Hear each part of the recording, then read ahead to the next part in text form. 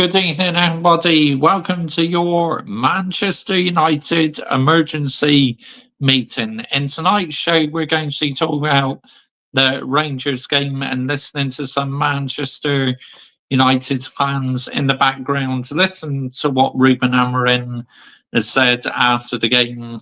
I mean, dear me, never easy supporting Manchester United, is it?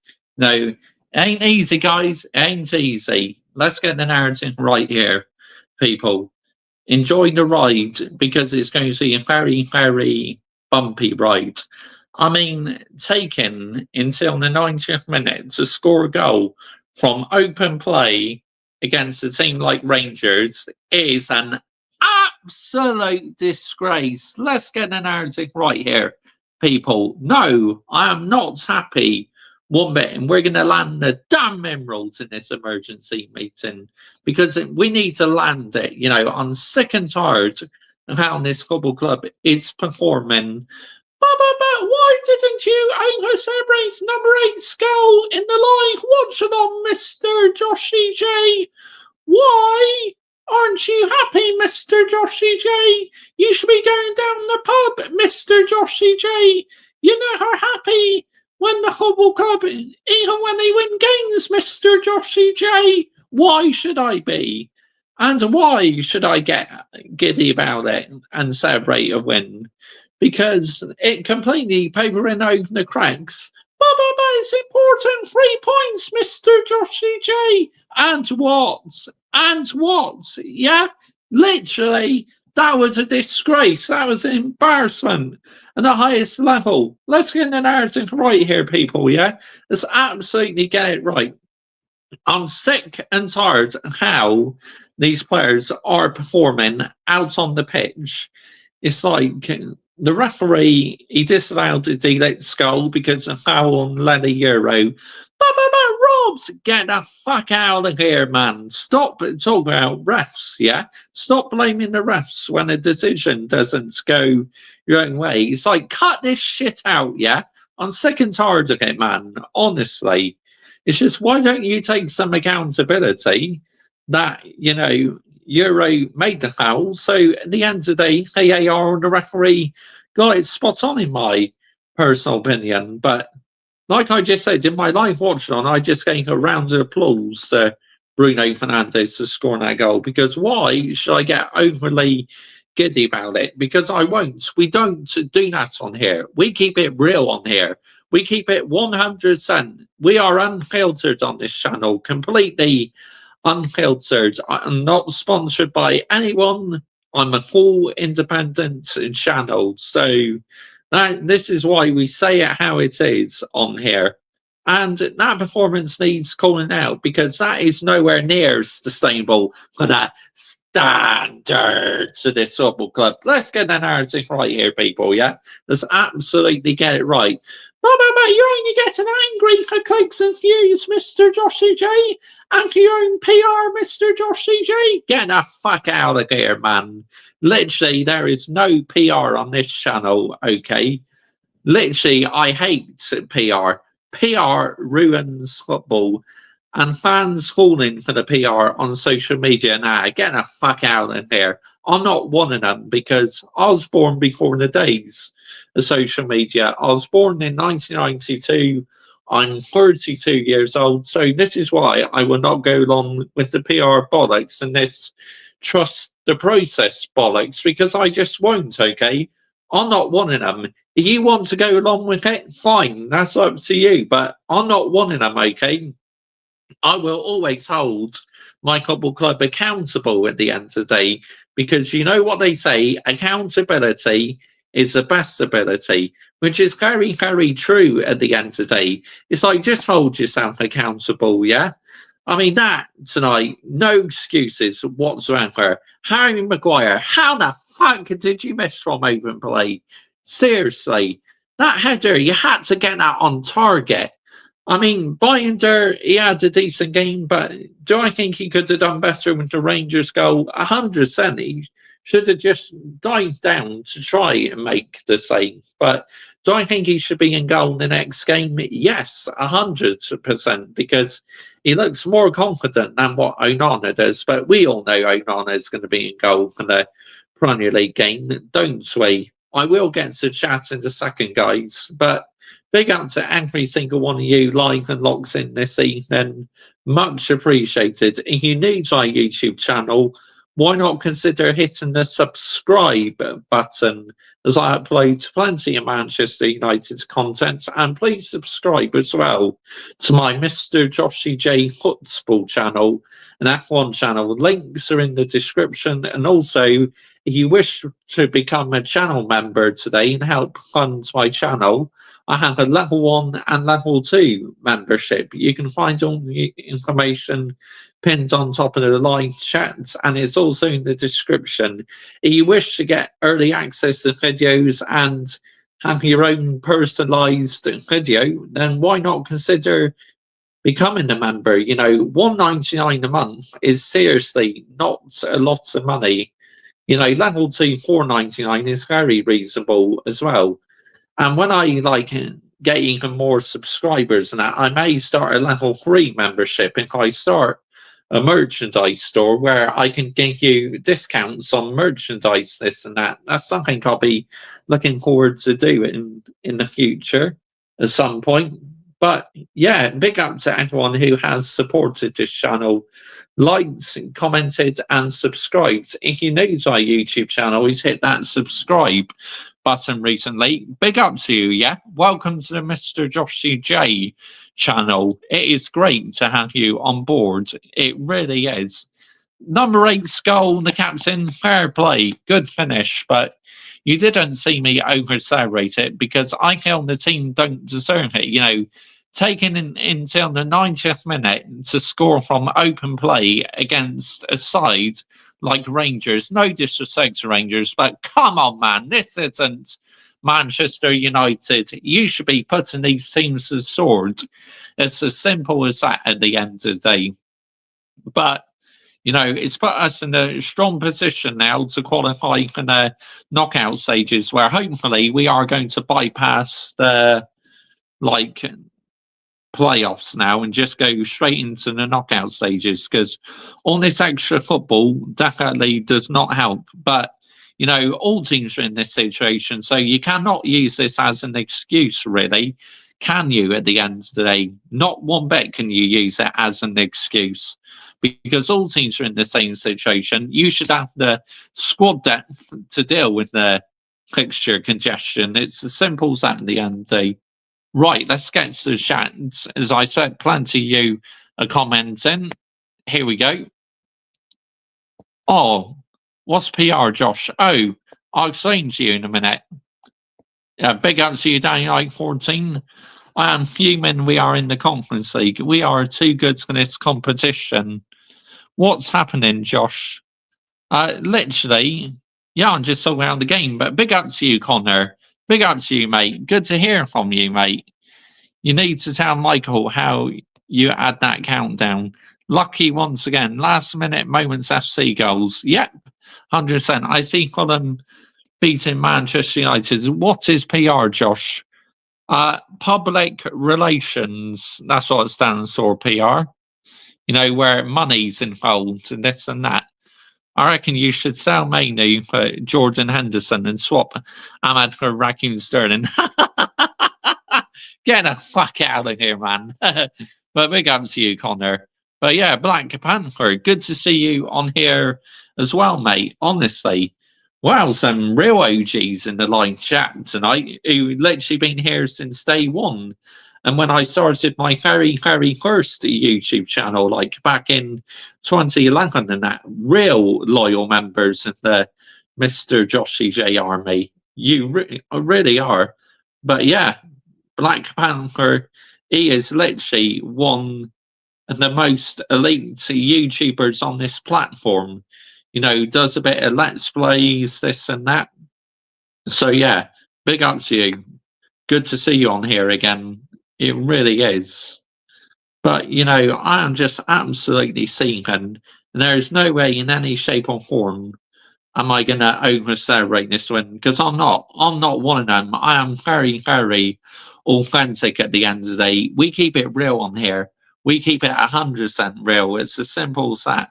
Hi, Josh. I'm back, mate. Good to see you again, mate. Big up to you, Adam, as always. Another real one in this live chat. I mean, we have so many real ones in this live chat. It's absolutely unbelievable at the end of the day. Whole game was pretty bad. Yeah, it lacks quality, mate. You know, both teams are so bad, honestly. But yeah, anyway, that's what PR stands for, public relations. So yeah, if you didn't know that, you know, where money's involved in that. Ahmad needs his own players. Got to be patient. Amarin, sorry, yes, Connor, you're right, mate. 100%. They do need their own players. Amarin does 100%.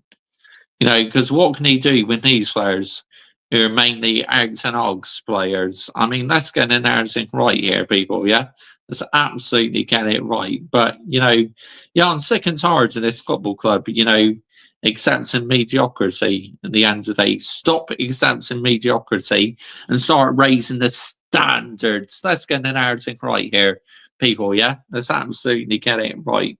Because I'm not one of them. I do not let my standards drop. I carry on raising the standards, yeah, and that's never going to change. Oh, hello. Oh, wow. Big up to you, Black Panther. Thank you so much for your £20 super chat, mate. Wow. I think that's the biggest donation I've had on my channel. You really didn't need to do that, mate, because I never beg for super chats, but I appreciate that. Well done, mate. In fact, because you did that, literally, I'm going to make you moderator on here. So, yeah, I'm going to make you mods, mate.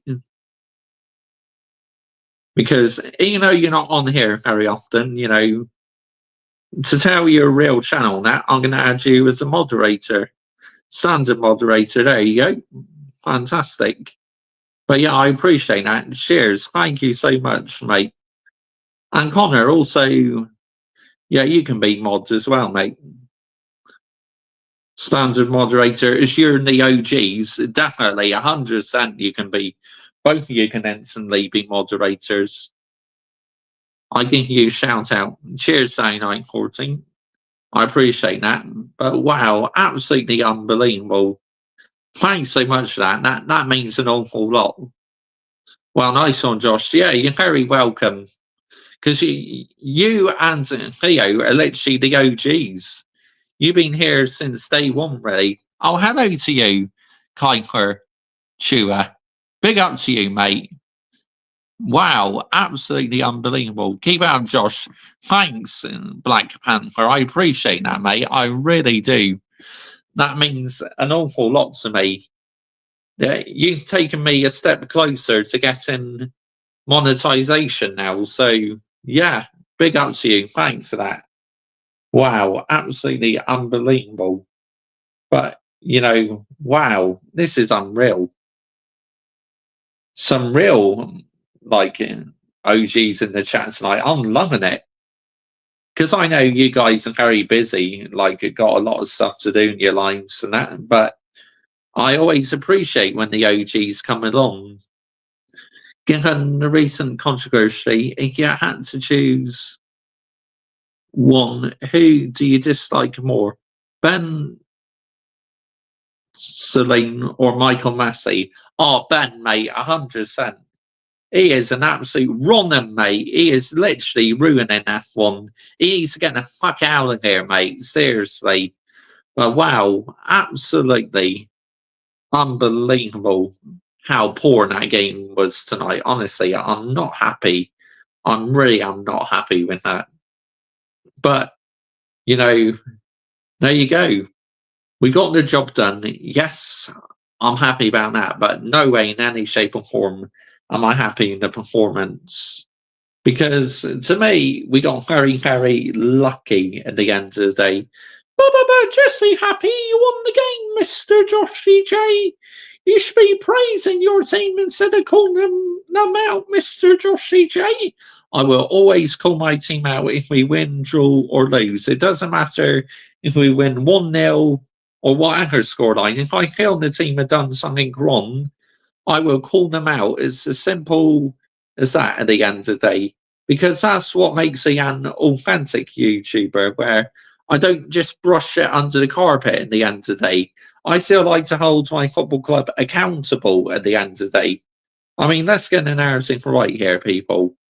Yeah, let's absolutely get it right. I feel sleepy in that first half because nothing happened. Did you watch the first half? Did you? But yeah, what a boring game of football, honestly. Absolutely boring game of football. It really was, honestly. Ah, dear me, dear me. But, Manchester United are so bad now. Honestly, they are a joke and a disgrace to the name Manchester United Football Club.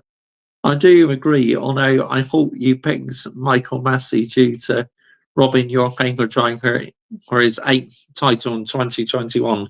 I mean, they're both wrong-uns. Let's get it right here, Kuiper, Chua.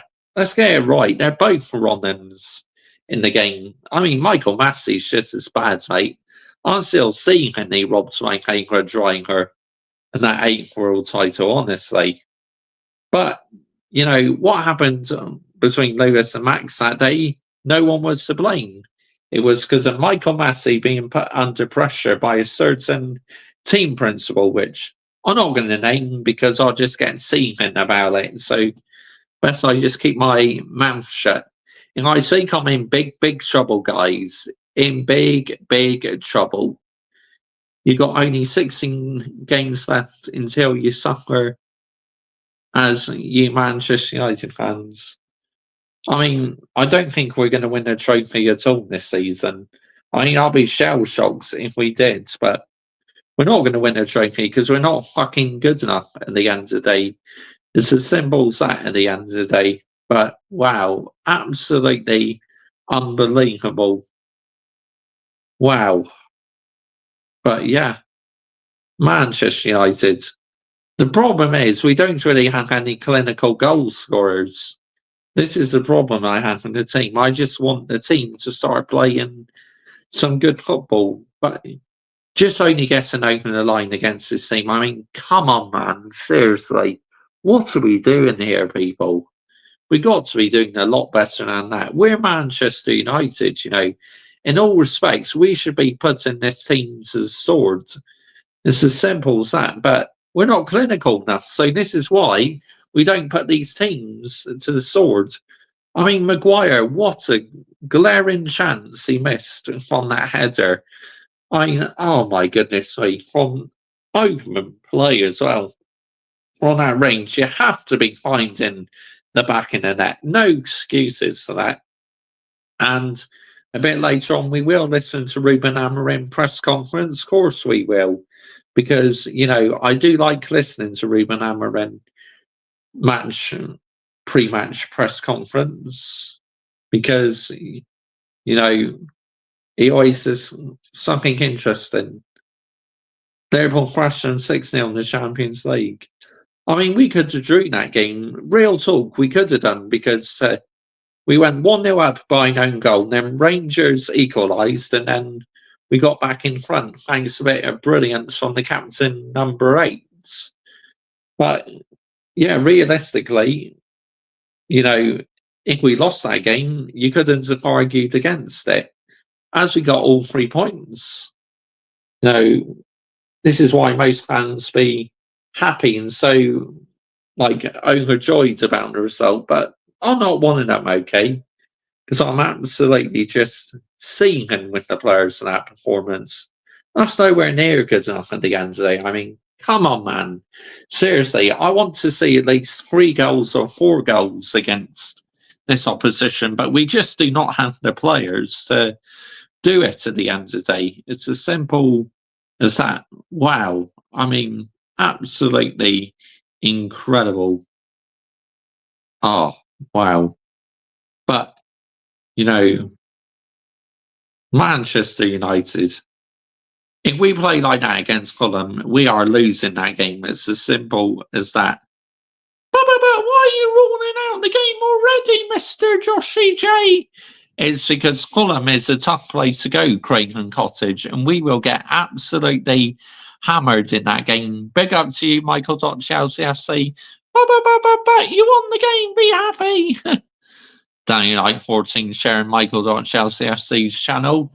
Make sure you subscribe to Michael.Chelsea FC. You know, he is a Chelsea fan who lands the damn rules, says it how it is with his football club.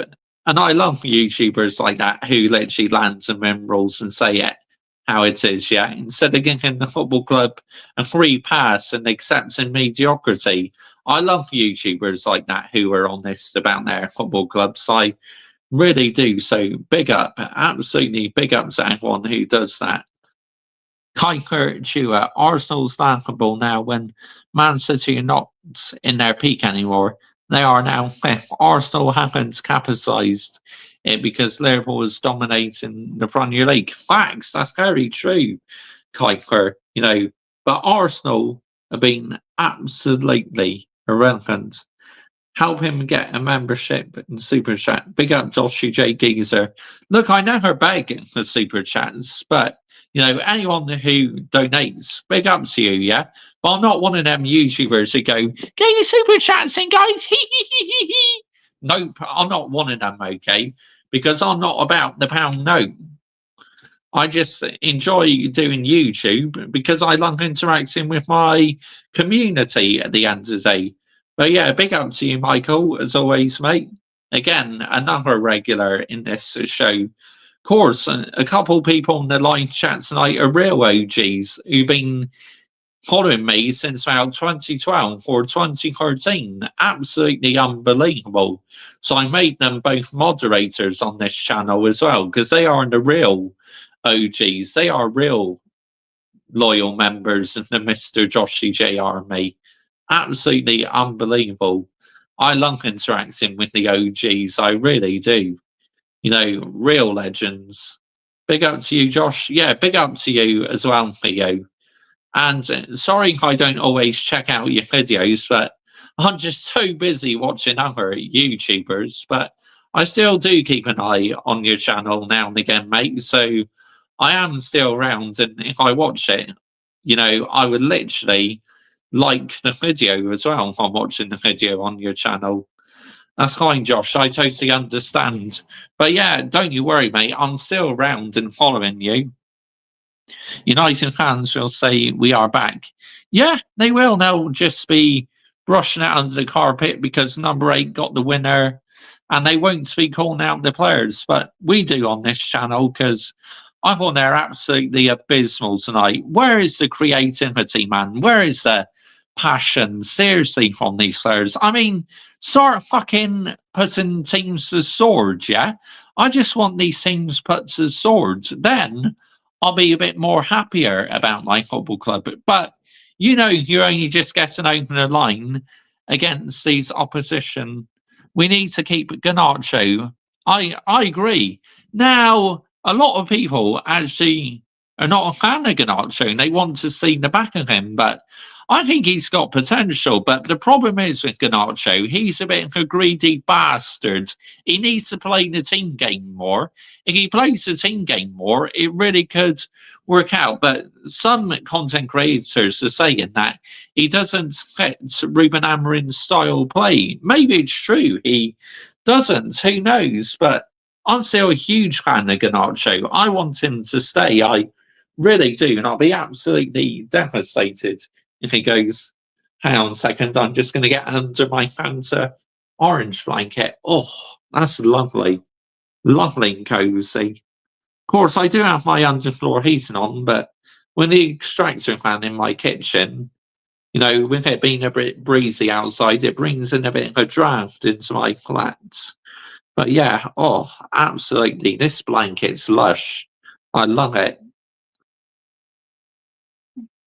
Chelsea YouTube don't want Garnacho, and I don't want him at Chelsea. Maguire made a mistake, but it's nowhere to be seen. Nowhere to be seen on Twitter. You know for a fact Maguire pays the media to only post positive Maguire angles. Yeah, I agree, 100%. Do you live nearby with F1 fanatics, aka MBSC Racer? No, he lives up north, and I live up like the West Country, this and that. I don't live in the UK, so I don't know where you two live. He's still young. Amarin will groom him in near future. I hope you're right. I really do, because like I say, I'm still a huge fan of Ganacho. Whether you love or hate Ganacho, you got to admit the work rate is there, but he needs to play the team game more. It's as simple as that. At the end of the day, and why should I be happy when we're only getting over the line against these teams? Because I know my football club is not in a good place at the end of the day, and anyone should call it out. What is my take on Rashford, who I like to call number 10, because I don't even call him by his name now, because I'm not fed up with him. Get rid of him, mate. His time is up. He's got to go. ARNB. Sorry if I pronounced your name wrong, mate, but yeah, I exactly know what you're on about. Did you see Rashford PR post on Instagram?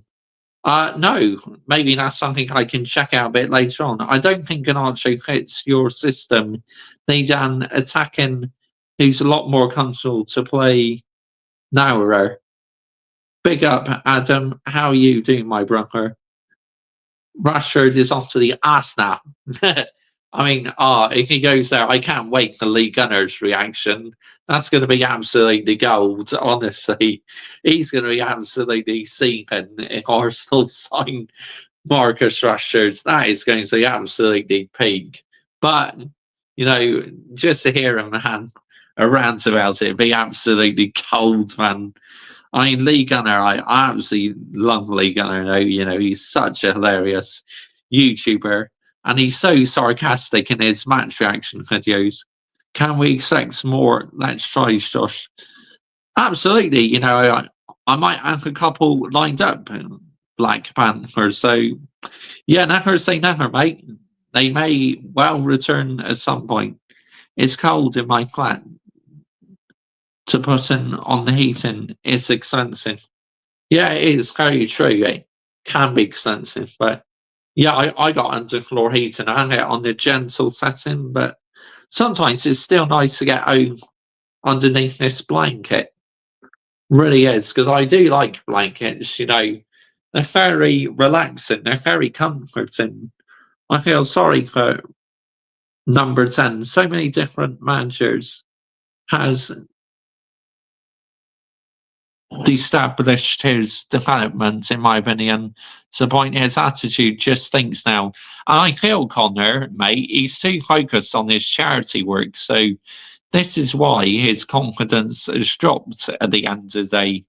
But, yeah, I just feel now it's time for him to move on. He's been here for long enough. Look, I was a huge fan of him at the start. He did so much for this football club, but now it's time to end this facade now.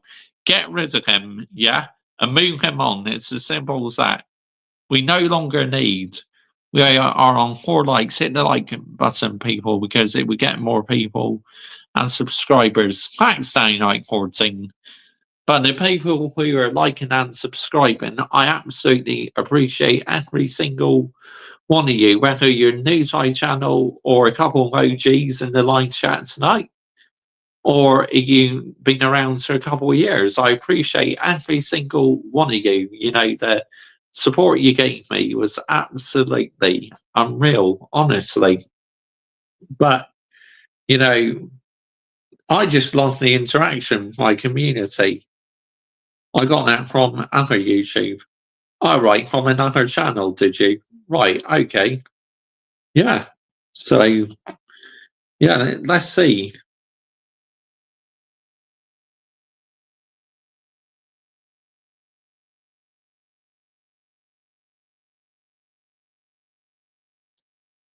Make sure the sound is turned off my phone. I don't know. I just hold that and get households like him who have been there since they were young. And when managers and systems are chopping and changing year after year, true, that might be a good point. That's an interesting opinion, Connor. I'm not going to lie. Big up to you. Yeah. See, I welcome all opinions on this channel. Whether I agree or disagree, I welcome all opinions because this isn't just my channel, it's your guys' channel as well. I wouldn't be surprised if Hamilton, Alonso, and Verstappen would get out of F1 at the end of the year, given that Ben Saloon did with the new guidelines. I know he's pathetic, Kuiper Chua. Absolutely pathetic. It's this Pratt's owner not signing any player, or this is so desperate to sell young ones to get another one. Facts. And yet, this fraud we have in charge now, who owns 28%, he's more interested in making cutbacks off the pitch and fucking bringing in players on the pitch. Nah, get the fuck out of here, man. We need signings immediately. But, he is a real Scrooge, honestly. He may be called Sir Jim, but I just call him Jim because he doesn't deserve to be called Sir, in my opinion. So I just call him Jim. It's as simple as that. Crazy how Rashford has Rooney's iconic number and Mount has Ronaldo. So that's a bloody good point, Kai. I couldn't agree more with you, mate. Wow, that's an outstanding point, mate. I couldn't agree with you more. 100%. I completely agree with you, mate. Absolutely, 100%. You are speaking the real truth about that, Kai. Again, you are a real one. You're always in my live chat, mostly as well. Of course, sometimes you're on my football channel as well on the odd occasion. Jim needs to sort his priorities. His penny pension won't do him favours in the long run. No, it won't, Connor. Absolutely won't, mate. You're spot on. I predict Rashford won't leave and Amorim will have to use him and Rashford will have player power once again. Facts, absolute facts. Couldn't agree more with you, Kai. See, it just goes to show that you and I have such high standards at this football club. And Adam as well. The three of us, we have standards. We don't just brush it under the carpet as three. We proper call it out. And that's what more people should do. But unfortunately, I don't think they will because they're too afraid of getting cancelled to play the football club, this and that. But not with me, I just say it how it is at the end of the day. Here, number 10 posted on his Instagram, come on the boys. Yep, that's a PR post, all right. Me and you and along with Adam, we say it how it is. True, Kai. That is why at some stage I can't wait to do a call-in show and have a discussion with fellow United fans. That's going to be absolutely epic. Yes, me, you, Josh and Kai have high standards, don't we, Josh? Facts, the three of us, we do, because we don't brush it under the carpet, because we're not afraid to speak the truth at the end of the day, because the three of us, we care about the football club, and we want what's best for the football club at the end of the day, and we know the direction the football club's going. We know this is nowhere near sustainable, and it needs calling out, needs to be held accountable, the football club. Maguire will post on his Instagram in a minute after every game. PR merchant. Yeah. Does PR. Yeah, true. But again, I reckon the football club are asking the players to say this. Wouldn't surprise me. Not one bit would it surprise me. But there you go. At the end of the day, it is what it is at the end of the day. I'm just sick and tired of this football club accepting mediocrity. Start raising the standards and say we want action. And oh yeah, the 1958 group put out a statement today. We need to read this. We really do. 1958 group statement. Here we go. They said about Manchester United. And they're saying they cannot carry on going like this. Manchester United, yeah, I agree with you. Because they put out a statement today about Sir Jim Ratcliffe, like not sustainable. So I want to get it up, and this was absolute gold. Manchester United, not sustainable statement.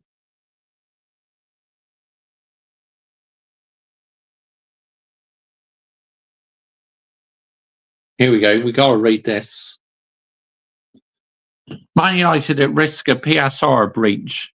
Club tell fans. Manchester United have written to fans to warn them that the club are at risk of reaching spending rules and ticket prices could raise as a result. No, don't fucking raise ticket prices.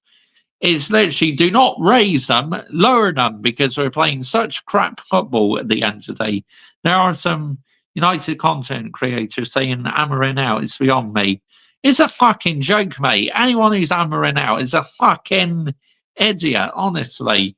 No way can you be Ruben hammering out already. Fan base of flip-flops. Yeah, I'm not one of them, though. Nor is most of my community. We are not flip-flops on here. Here we go. Manchester United have written to fans to warn them about club sending rules that ticket prices could rise as a result. In the latter to fan groups, United say they must act now under the Premier League profit and sustainability rules, PSR, which I think is a load of bollocks. Put it in the bin, if you ask me. Clubs can lose up to 105 million over 3 years. If we do not act now, we are in danger of failing to comply with PSR FFP requirements, the club said.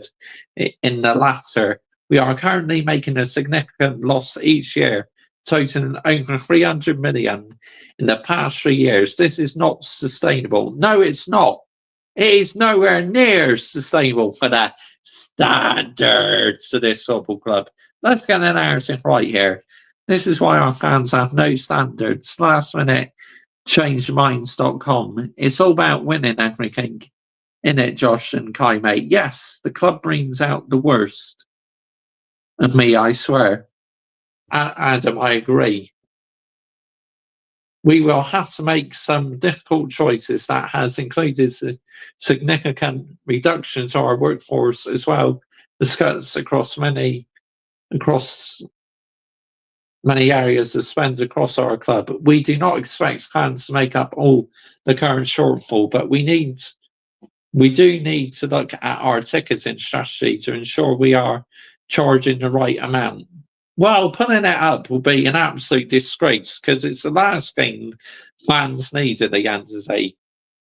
Right discounts across our products to our fans. The club letter was in response to a letter from fans groups, the 1958 and Fan Coalition 58 urging United to consider long-term implications of ticket prices increase. In September, United reported a net loss of 113.2 million in the year to the 30th of June. Fucking heck, man. Seriously. It followed losses of 28.7 million in 2022, 2023, and 115.5 million in 2021, 2022, and took total losses over the past 5 years to over 370 million. This is fucking mad, honestly. United were accused of exploiting fans after ticketing the mid-season decisions to raise matchday ticket prices to £66 per game with no concessions to children or pensioners. Fucking shameful. The ticket price announcement came after the club confirms the cost of paying off former boss Eric Ten Hag and his staff was 10.4 million, while the cost of paying a release clause to bring in his replacement Ruben Amorim was 11 million. In November, United reveals they had spent 88.6 million as part of the redundancy programme and just led to about 250 employees losing their jobs. Last season, Everton had a 10-point deduction reduced to 6 on the appeal in February, breaching PSR for the 3-year period of 21-22. Nottingham Forest were also charged PSR breach last season and were docked 4 points. I mean, this is absolutely crazy. So if we make a loss, according to that, we could get a 10-point deduction next season. I mean, that would be nowhere near sustainable for the standards of this football club.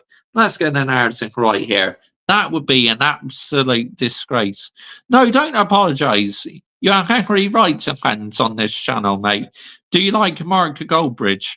I used to be a huge fan of him, but the last couple of years, he's changed. He's become a PR YouTuber, talking so much like bollocks about the football club.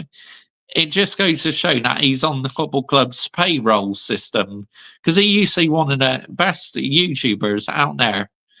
And now I just feel he's so much full of PR these days sometimes.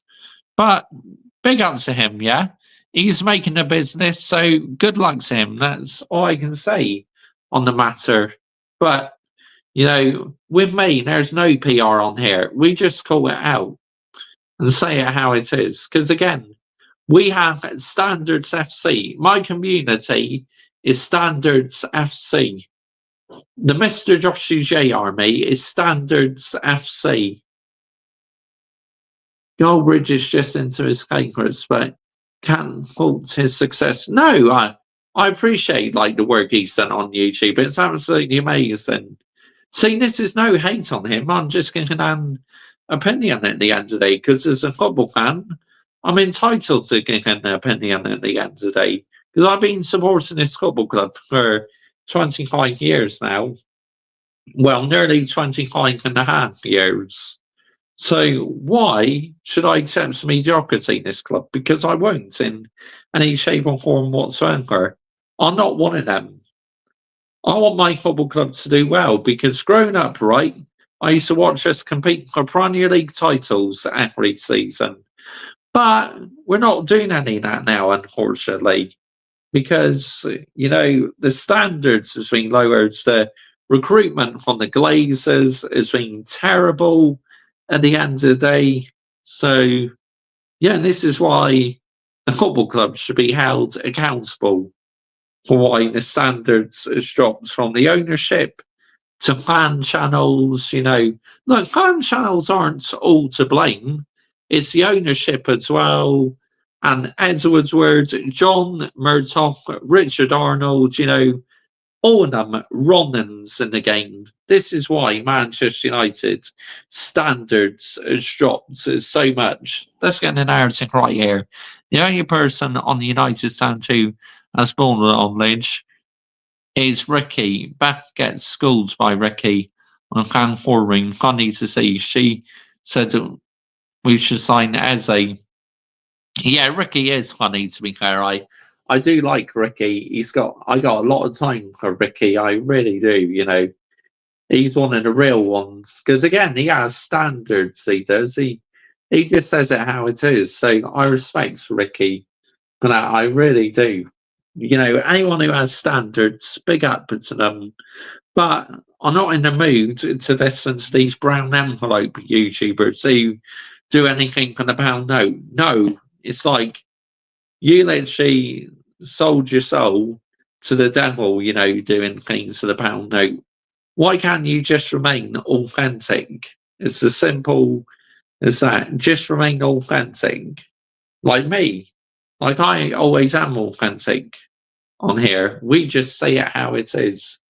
Because I care about my football club and I just want them to get back to the levels they used to be at when we used to compete for Premier League titles every season, win FA Cups, etc. What are your thoughts on the Flex and KG? I mean, not really a huge fan, to be honest. I mean, they're okay, but I mainly listen to YouTubers who have high standards, like Flying Pig United. I love Flying Pig United. He's by far my favourite Manchester United content creator on this platform. He is so funny when he's doing live watch-ons. His watch-on highlights are absolutely hilarious. Big up Joshy, mate. Yeah. Do you think we need to focus more now on Europa League than the EPL?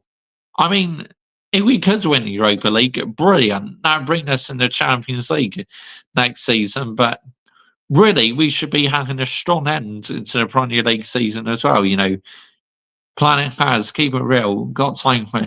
Yeah, I just subscribed to him.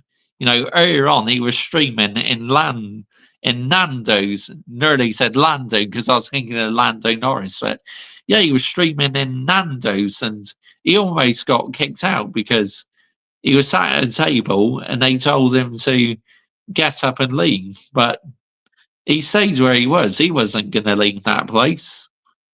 Yeah, I'll focus on the Cubs. No point worrying about the Prem, to be honest.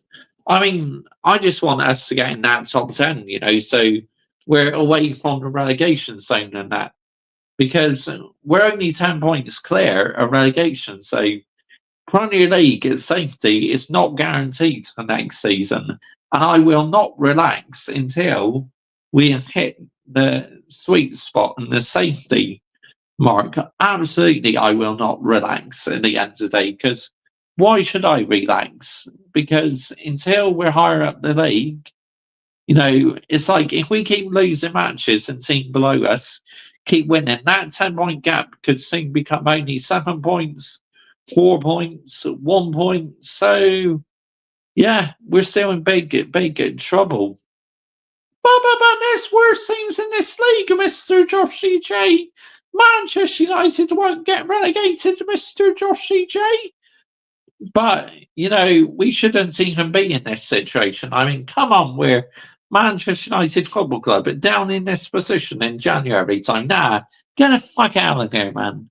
Stretford Paddock also look like PR for the club now. Facts, completely agree with you, mate. 100%. Does anyone know any charity happy snacks? I'm trying to go on the health kick. What the best Man United fans you like on YouTube, Josh, mate? I mean, there's a few YouTubers I like, but I just don't have time to listen to ones who do anything for the pound note, who are like on the football club's payroll, this and that. No, not for me. You know, I much rather listen to real ones who just say it how it is. You know, land the minerals on their football club, and not afraid to talk the truth because I am never afraid to talk the truth on my football club.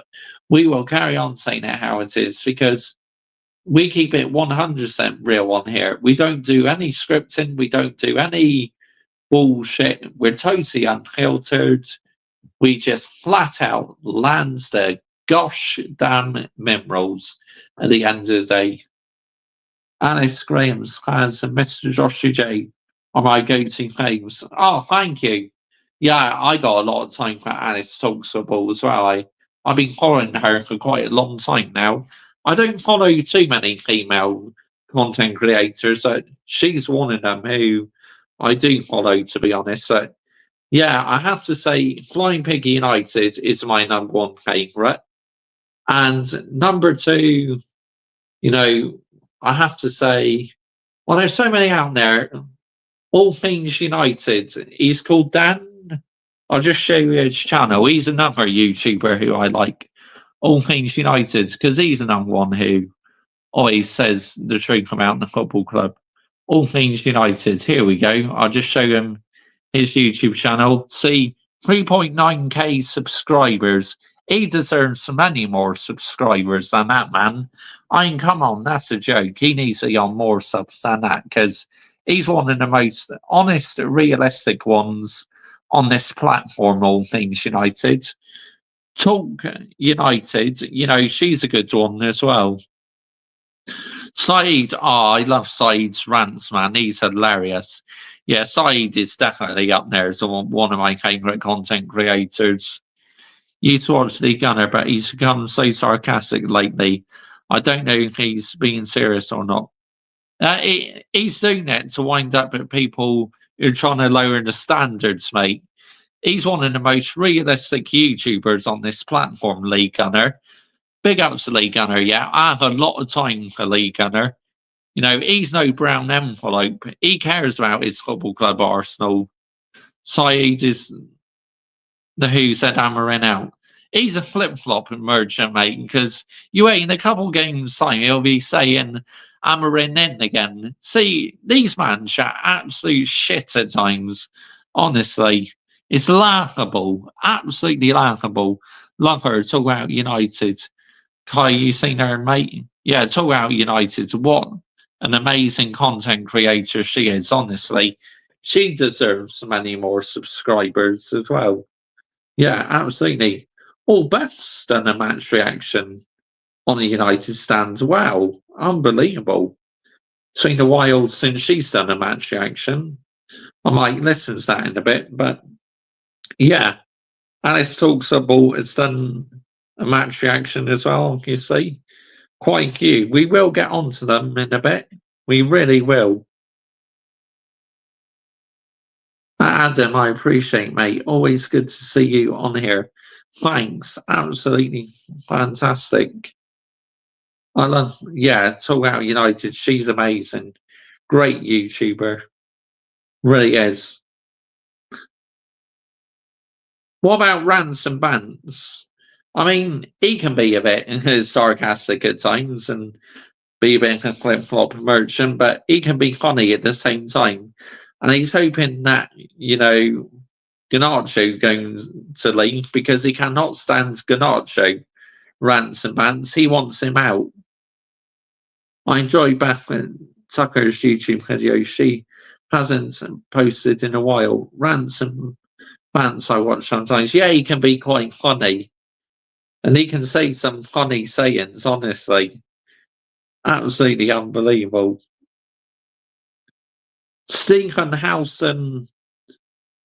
I used to listen to him quite a bit, but not so much now because I feel these people come and become PR YouTubers, sadly. I like Chelsea fans TV. Yeah, you like a bit of banter, yeah. Always very nice seeing you too, Kai, mate. Yeah, absolutely. Kai is a real one in here. So you, Adam. Well, whoever a real one. Howson used to listen to him, not now. It's 5:30 early morning in India listening. Oh, big up to India, yeah. Big up to the people in India who watches my content. Big up to you guys. Wow, that is mad commitment. 5:30 in the morning and you're watching me. Unbelievable. Here it's about to turn 12 a.m. here in the UK. So we're currently still in Thursday, but in a couple minutes' time we'll be in Friday. Yeah, absolutely unbelievable. But wow. This football club, though, it's not a joy to watch, honestly. It's so jarring to watch at times, honestly. I get sick and tired of how, you know, fans also give players a free pass as well. Even if they had a bad game, you know, they just brush it under the carpet, this and that. But no, I'm not one of them. I like to call out these people who don't call out the players, you know, because you should be calling out the players because why should they fucking be given a free pass? Because they've got away with it for too long. And I'm done with it, honestly. I've had enough. Which part of India are you from, mate? I went to Chennai. I went to capital, New Delhi. Oh, wow. New Delhi, that is impressive. Crazy how me kissed out on Halland's, Bellingham, Cartier, etc. Yeah, how we kissed out. I think that's what you meant to put, Kai. Bloody spell checkers, man. They get on my nerves on phones at times, honestly. Want to check the motherfucker and the windows sometimes when autocorrect alters a word. Honestly, so annoying. So jarring. Do you watch the IPL cricket? Yeah, because that's very popular in India, isn't it? The IPL cricket. Absolutely, it is. But, yeah, these people who do things for clicks and views, it's like, no, no, no. Don't you dare do things for click and views. Yeah, autocorrect is doing my head in a moment. 100%. No, it can get in the bin. But we will get onto some fan reactions very shortly. Listen to some of them. Listen to some of the YouTubers, what they thought about the game. We'll listen to Ruben Amorim as well. And then, yeah, we'll find someone to redirect into and raid their chats. Because I do like redirecting to other YouTubers, because I feel the ones who put in the graft and the hard work, they deserve people redirecting to their channels, because there's an opportunity for that YouTuber, to get new subscribers. Goldbridge and his ego, once you get big, you change. I mean, I'm not going to be one of them, mate. We will always keep it real on here. We are 100% authentic on here. Maybe being the final, if my favourite team is playing right now, I stick with EPL, that 2 with United. Yeah. Goldbridge rants and 100%. They are still legendary, his rants. I absolutely love it. Sometimes I watch it on the highlights, like the best bits from his live watch on, and fuck me, they are hilarious. You seen that football on YouTube, Josh, mate? Yes, I have. That is Mark Goldbridge's other channel. That's football, where he talks about loads of different football teams from a neutral perspective. He really is. Yeah, this blanket, I absolutely love this blanket. Fanta Orange. Oh, I got this off a teammate. Absolutely love it. Keeps you so warm and cozy. Oh, lovely. But, if we play like that against Fulham, we are going to get absolutely battered. Let's get the narrative right here. Because going to Craven Cottage is a tough place, people. It really, really is a tough place. So we got to be on top of our game. If we are not on top of our game, we will get punished. It's as simple as that in the end of the day. Let's get the narrative right here, people, yeah? Let's absolutely get it right. So we will find match reactions now. And I'm going to start off with, I think, all things United. How many United players need to leave this summer? And how many signings do you expect to be on top? I mean, we need to get rid of so many who do not care about this football club, only care about the money. Yeah, fuck them off immediately. Get them out of here. Well, we're not going to sell them all in one go, unfortunately, but you can make a start, maybe getting rid of 1 or 2, something like that. But, we need to get as many out as soon as possible. Even if it's just 2 of them, it's a start. Then and they are going in a step in the right direction. And we need a clinical striker. We could do with another CDM as well, because Casemiro is past it. Let's get it right here. He's absolutely abysmal. We need to get rid of him. And maybe a new centre back as well. Say if Martinez gets injured, or say Maguire gets injured, delect, because we need plenty of squad depth. We really do. If we want to be successful, you need plenty of squad depth. It's as simple as that in the end of the day. But, yeah. Right. I've been rambling on for long enough, so we are going to get on to listening to some other YouTubers now. And I will get back to chat in a minute, guys. So, yeah.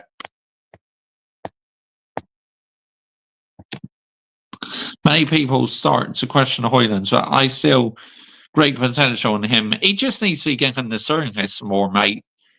I reckon. Yeah. Right, let's start off with All Things United. All Things United, here we go. Let's listen to him. He's a great guy. Manchester United have beaten Rangers 2-1 in the Europa League, the second to last group game. It's almost qualified Manchester United through the group into the knockout stage, and we will not hopefully have to go through that playoff place. Now, that wasn't easy for Manchester United. Manchester United have not had any easy games pretty much all season.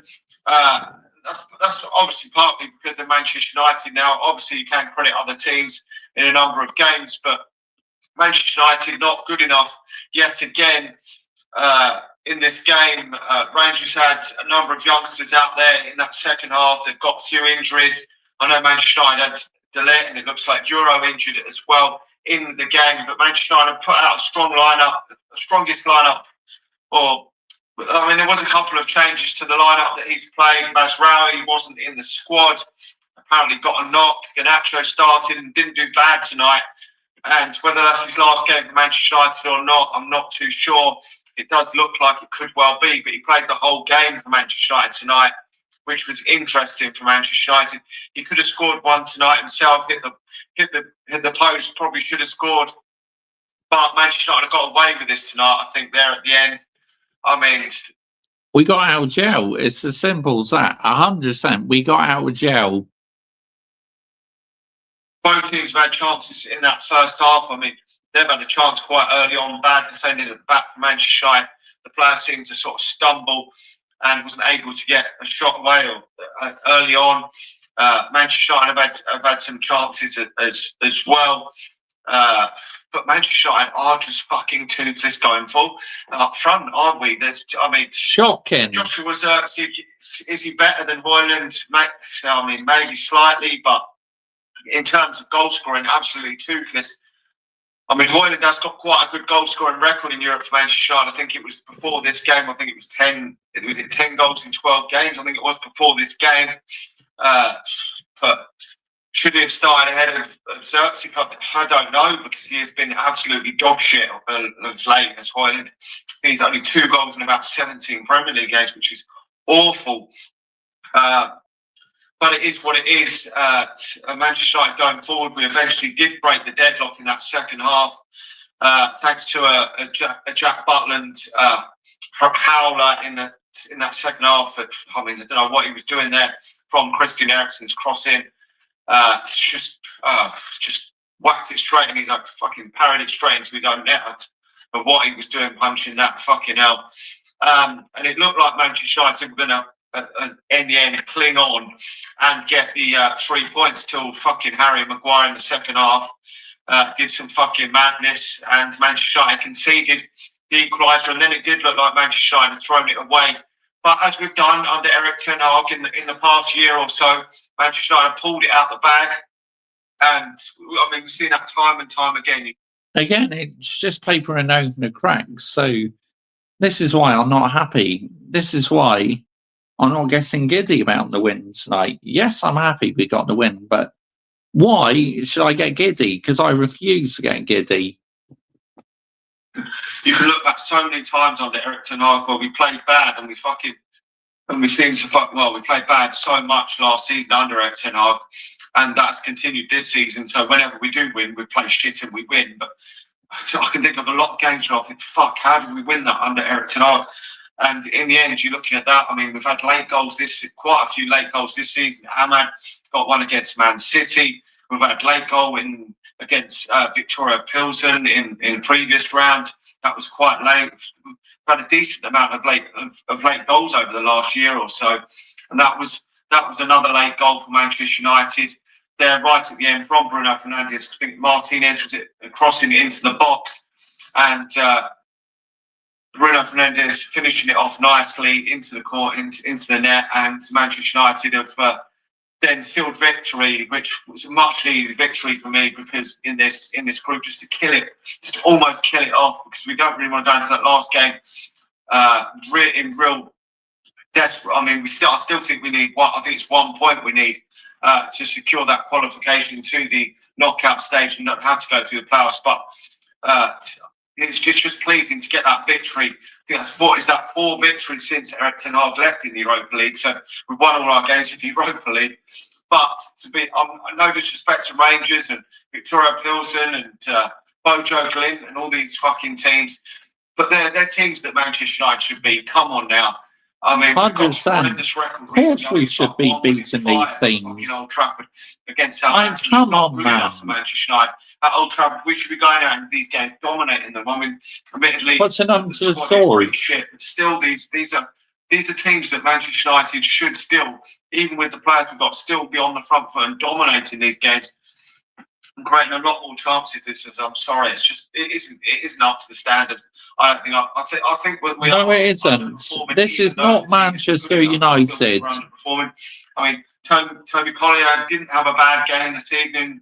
I was fairly impressed with him. I've not been totally convinced whether if he's going to make it at Manchester United. Yeah, he's been decent so far, Collier. With the fact that Manchester United will probably going to the market for more players, certainly in the summer, and with other good young players coming through, it's always difficult to see a young player like that get enough game time. And with him only playing with 2 midfielders in there, I wasn't too sure if he was going to be able to make it at Manchester United. Whether he does or not, we'll have to wait and see. But he's starting ahead of Mainoo this evening and didn't do himself any harm.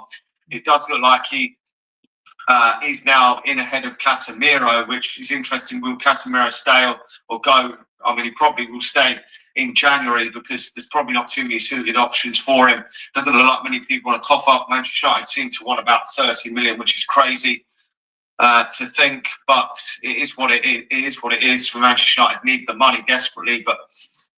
Anyway, Manchester United have won this game. I'm pretty pleased that Manchester United won the game. Nothing to shout and scream about. It is what it is for Manchester United, but at least we've won the game. Anyway, smash the like on the video, subscribe to the channel if you're new, and I'll talk to you all again soon. See you. Yeah, I agree a lot of what he said there. 100%. My scare answers chat. Please react on Goldbridge reaction on signing Harry Maguire. Funny clip. Okay. We'll just listen to some more match reactions first.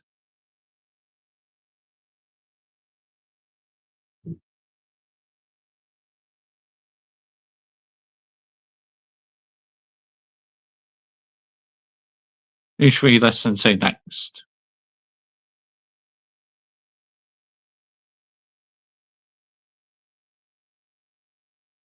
Let's listen to.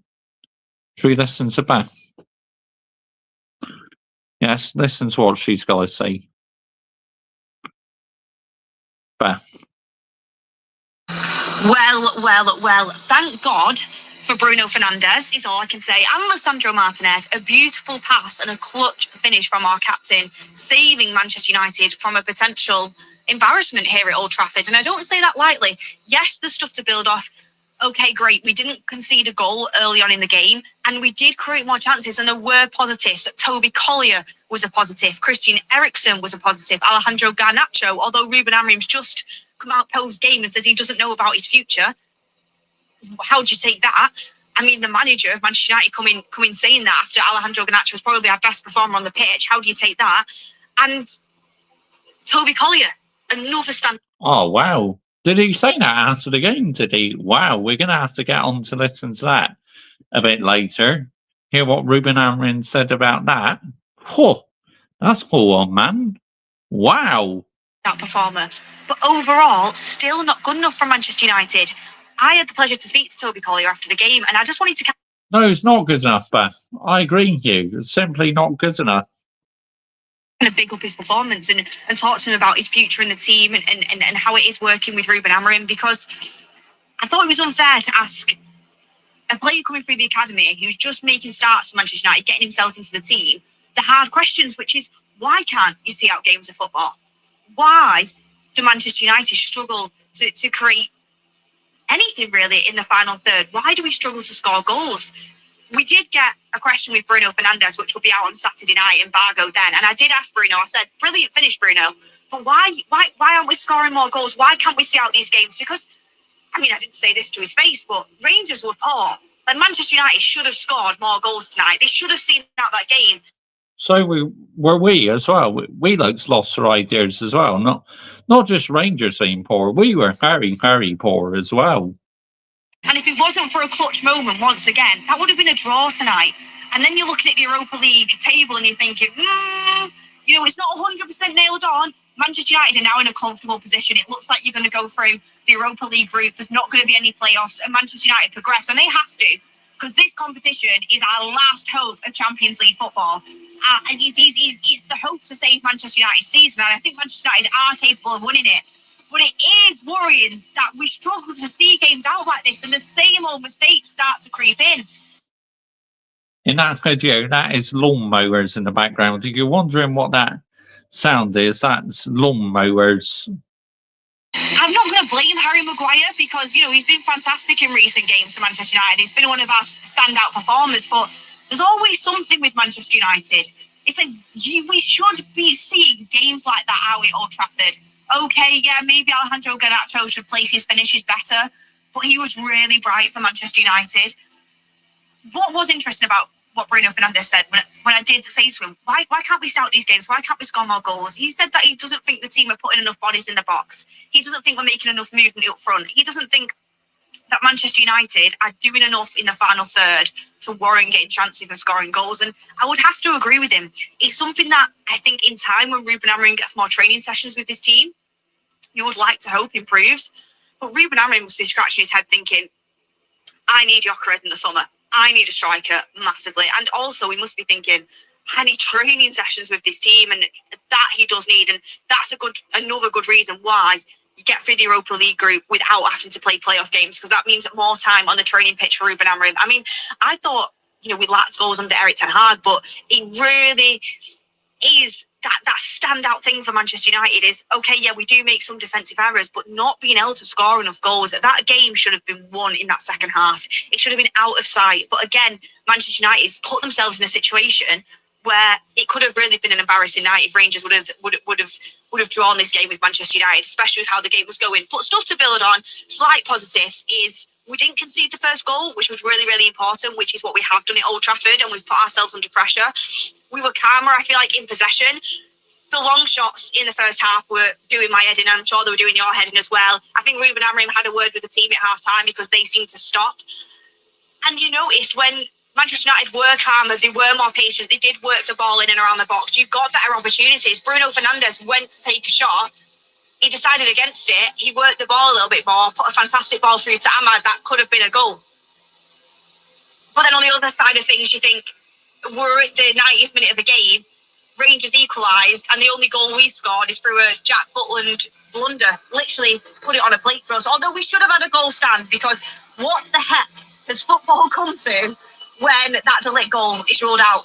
I mean, I know in the Europa League and European competitions, they are softer when it comes to fouls, and especially in the box. I mean, you get a penalty for anything in the European competitions. I mean, that's if I was the manager of Manchester United, I'd be saying anything in the box go down. Genuinely, I know you shouldn't be like that, and you want to play fairly, but in European competitions, they are so soft with fouls.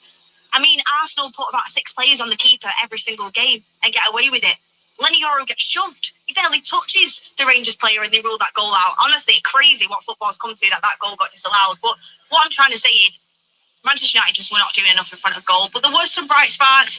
Alejandro Garnacho, I thought, really looked like he had some. This is the problem. We don't do enough in front of goal because we've not really got any clinical finishers. And Højlund and Sirski, they don't always get given the service. This is the problem we have, unfortunately. To prove in his game, it didn't look like his head was elsewhere.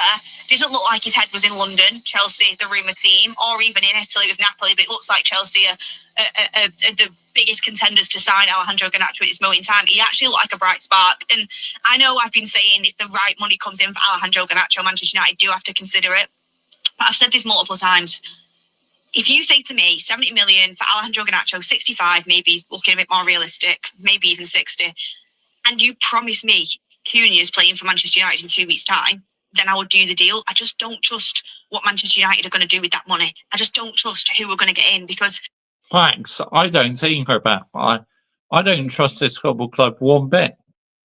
I'm hearing that Manchester United made an 11th hour bid to get Enciso from Brighton, who's going to Ipswich on loan. And I like Enciso. I said he's one of the players I take from Brighton. I think he's a super exciting prospect. I know he suffered from a bad injury.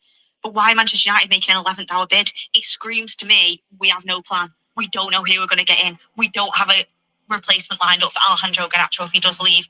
And that is worrying because he's a young player through the academy that was probably Manchester United's best player tonight. And it's like, you've got to get the right money if he does go. And some people would even argue you've got to give him more of a chance because tonight, under Ruben Amorim, let's be honest, Garnacho hasn't looked very good. But tonight was one of the games under Ruben Amorim, or probably the only game where I thought, you know what, this might work. He might have a chance. He might be able to improve under this manager because he was really threatening in that final third, and he was that spark for Manchester United. Other players who I think did really well tonight, Christian Eriksen, much better in the 10 role, in my opinion. His link-up play with Ahmad was really. Yeah, he does do quite well in the number 10 role, to be honest, Christian Eriksen. That's a very good point. Really exciting to watch. It was a joy to watch, to be honest, Christian Eriksen. It's just a shame. I said I made a joke, and I don't mean this to be offensive, but I said, watching him and Ahmad out there, it was like lads versus dads. Do you know what I mean? Christian Eriksen was like the dad. Ahmad was like the lad. He's like, he's got no engine, but he's fantastic on the ball. Like one of them dads that was at like, he was a worldie when he was younger playing Sunday League, but now he's lost that mobility a bit, but he's still got it with his feet. That's Christian Eriksen. He's a joy to watch. When he leaves, not if he leaves. When he leaves Manchester United have to replace his position in the squad. They have to replace him with someone younger, with the engine, with the mobility, but also he's just class on the ball. Just see the few amount of touches he takes. He's so intelligent, and we need that. And him and Ahmad, both intelligent footballers on the same wavelength. I also, and I've said this previously, and I actually said in the build-up show, I thought Eriksen would play further forward, and I thought Bruno Fernandes would play deeper. I really like the partnership of Toby Collier and Bruno Fernandes. You have Toby Collier doing all the legwork in there. Great game from Toby Collier. Besides that error that nearly led to a goal, which, he's a young kid playing in the Europa League, starting a game for Manchester United. Besides that, he was fantastic. He recovered from it really well. He was all over the place. His energy was contagious, just mopping up in the middle of the park. And I thought he was actually really tidy with the football, apart from that little error. So credit to Toby Collier, and go and watch the interview on the United Stand if you haven't already. But I thought Bruno Fernandes worked really well with him in that deep role, much more disciplined, dictating play, knowing when to get forward, knowing when to drop a little bit deeper in his position and keep things ticking. I really liked Bruno Fernandes' performance as well, but I do think he was right when he said we don't have enough courage in the final third, and we're not confident enough in that final third and getting bodies into the box.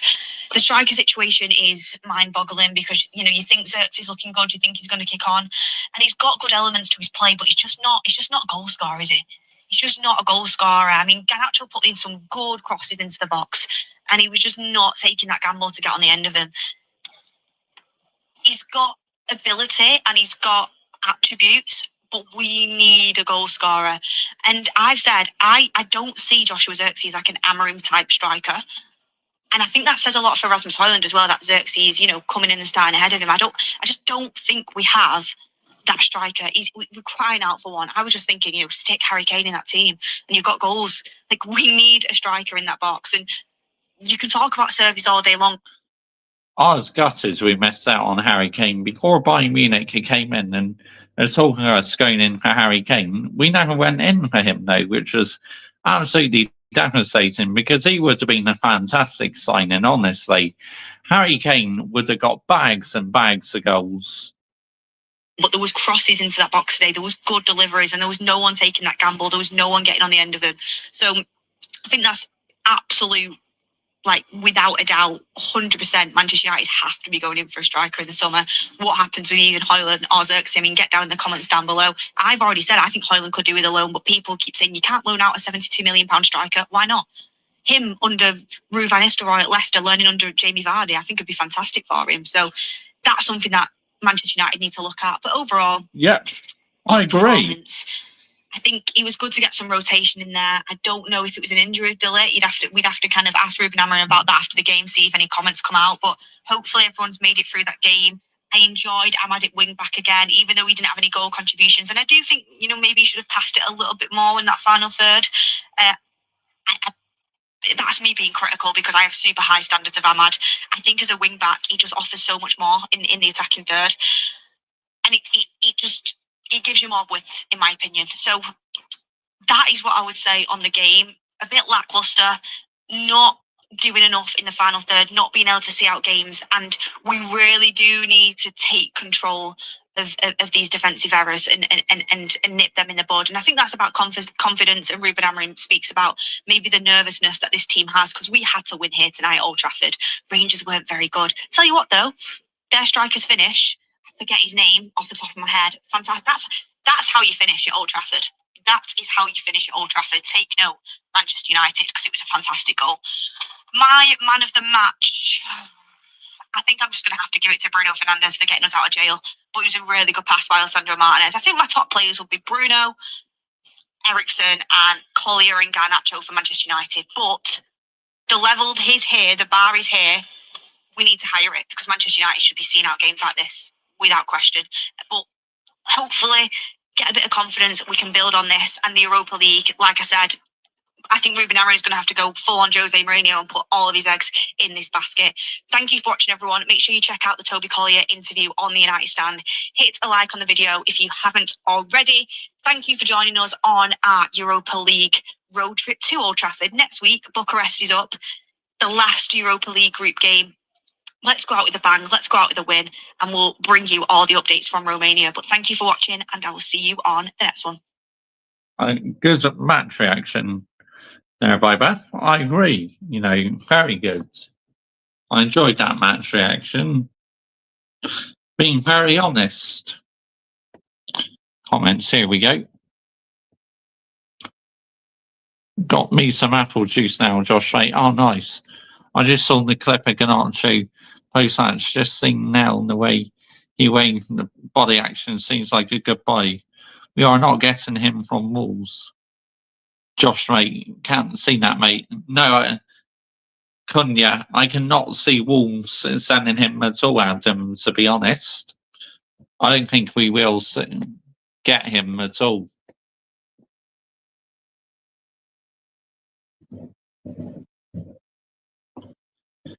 Let's have a look. Who should we listen to next? Well, we got to listen to Flying Pig United, haven't we?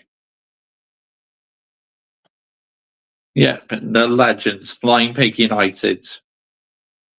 My favourite YouTuber, Man United content creator. Your style, guys. I like the confidence in the style. 2-1, 3-1, 2-2, 2-2, 2-0, 3-1, 2-1.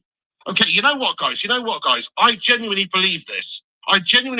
United have been guff lately. We've looked decent in games against the bigger teams like Arsenal and Liverpool and these sorts of guys on the road. We've been gash at home at Old Trafford, which is where this game is. We've been gash. We've been sus. And we haven't really been able to put together any level of consistency. You don't know what United side is going to turn out. There's been a few different changes tonight from Amorim, but still, my score prediction is this. 5-0 to Manchester United. 5-0. That's my prediction, mate. Yeah, and I'm not just saying that for effect. I'm saying that because I think we're going to fucking batter these Rangers tonight, mate. Who the fuck are Rangers, mate? Come on.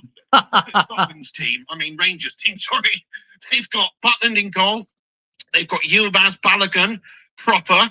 They've got Angus McSporran. They've got Jackie Stewart. They've got Ali McCoist. They've got Rod Stewart. They've got looking fat bastard from Austin Powers. They've got what else they've got out there? Fat bastards from Austin Powers. That's brilliant. That's fucking epic. Oh my god. That is absolutely elite, honestly. Oh, Flying Pig United, what a legend, man. What an absolute legend. He is amazing. I love Flying Pig United. He's so funny, man. Oh, wow, that's brilliant.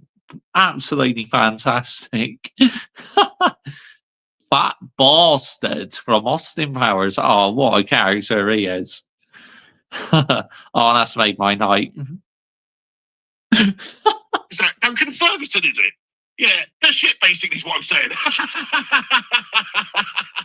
Come on, United, we're going to fucking duff up these Scottish pretenders. Oh, there you go. Kings get to a point where they... Yes! There it is, mate! That's ice to leak, mate! He is ice cold, lad! Come on, mate! Ooh, never mind fucking cold Palmer, mate! It's cold, he fucking freeze boy fucking Matt ice to leak, mate! Get in there. Against the run of play. 1-0 to United. Oh, excuse me. Oh no, it's going to go to VAR, guys. Potential foul. Potential foul in the build-up here. What's happened? Euro apparently no, mate. That's not a foul, mate. That's not a foul. He's a fucking complete pussy lad. Proper is his name. Yes, Proper's his name because he's a proper pussy. It wasn't proper gone down actually. Yes, it was proper. Proper, you're a proper pussy lad. What the fuck's he doing going down to the box like that? Look, Euro's barely touched him. Euro's barely touched him. Nah. That's not a foul. He's literally put his arm into his back like a soft as you like. Almost you couldn't give your fucking child a softer cuddle than that. That is not a... Oh, for fuck's sake! This game's gone to shit! It's been ruled out! It's fucking 0-0! That was not a foul! He's a proper cheating bastard, that Proper! Look, Euro's got a bang, he touched him, man! Oh, come on! Oh, come on! That is such a goal! Such a goal! Shitty officiating there, guys. Here he is, Bruno Fernandes. He's given it away with a shitty sloppy pass there, my son. We are so sloppy tonight. This does not look good, mate. I don't know. I think I might have to change my prediction to 5-0 to Rangers because we're playing like a bunch of fucking shite bags at the minute. I'm not changing my prediction, but goodness me, look like an absolute mug at the minute. I thought United were actually going to turn up tonight with a bit between our teeth. Here, big European night against Rangers after a gas result of the last game with a point to prove.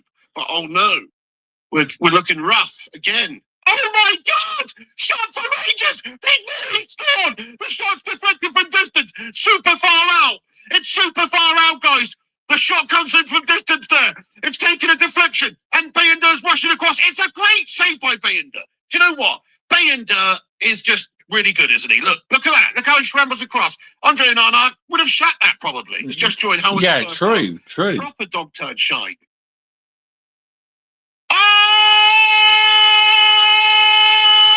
Manchester United from the corner, mate! It's a goalkeeper! Is it fucking gets in there, my son? Come on! I don't know what's happened. Christian Eriksen not another one. I think it's a Jack Butland there, mate. I think he's done an Andre Onana floppy hand impression, mate. Jack Butland, mate, shut it. Is it Christian Eriksen, is it? Let's have a little look-see. Christian Eriksen corner. I think it's straight from the corner, is it? I don't know. No, it's not.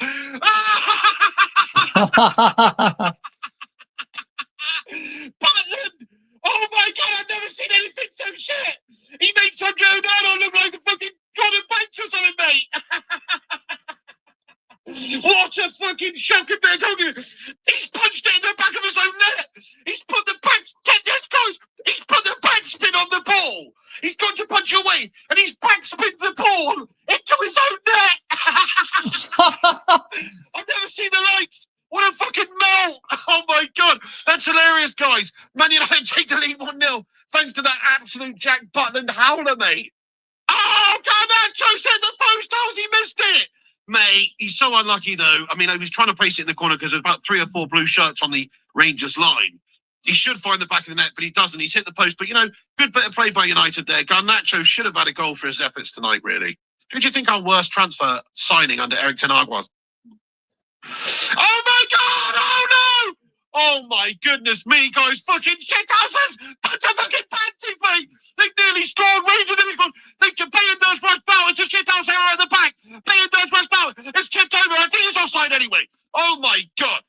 Fucking wake up, boys! Just a couple of minutes to go, and they've nearly shut it. That's a lovely message, mate. That's an absolutely lovely message. Oh shit! I'll tell you what, it's not a lovely message though. Manchester United conceding at the end in the 88th minute due to Slabby Maguire making a fucking classic fantastic error, mate. Oh my God, Slabby Dini, he isn't anymore. Paolo Slabdini, no thanks, mate. Definitely fucking not. Goodness me, he's fucking shut the bed. Manchester United been caught in the back. Harry Maguire makes a fucking shithouse classic error. You can't fucking rely on Slabby Easter Island mugs, it turns out. He's too fucking gashed. Yes, he's had a good 18 months to be fair, but goodness me, same fucking errors leaking into our backline all over the place. Is he offside? Please be offside. Is he offside? I don't think he is. Slappy, you're slow and shite. He's missed his header. He's given away a free goal. That's proper shit defending that, Slappy. That's absolute schoolboy-esque. Look at him. He's a lost sheep at the back. I don't believe how he's managed to sharp that so badly. That's all you're good at, Harry, is fucking heading the ball. That's all you're good at. You've been out-muscled by Dessers, and he's put it past you. Want to fucking hand that big headed slave there, sir. Somebody order a fucking XXXL massive pillow for this guy's fucking head so he can cry himself to sleep tonight thinking about that. It's fucking awful. Look at the shit. Look at the shit of it. It's a fucking awful piece of defending, man. Cost us a fucking game again. Harry Maguire, you fucking idiot. Fucking Rangers, you gotta be checking me, bro. Fucking bed, big Pavel fucking Nedders. You're shitting the bed all over the place, lads. You're a fucking joke, lad. Goodness me, we just needed to see out 2 fucking minutes of the game. He's fucking destroying his garage. Oh, yes, mate, Bruno Fernandes. Bruno Fernandes on the other end. 2-1 to United. Fucking get in there, my son. Just when you think they're out, they pull us back in. Fucking get in there, you beauty. Butland sharks it again. Dessers crying. They're in the shit. Manchester United take the late lead. Let's fucking go. Zayn Miyasi says thank you. No, thank you, Zayn Miyasi. Great timing.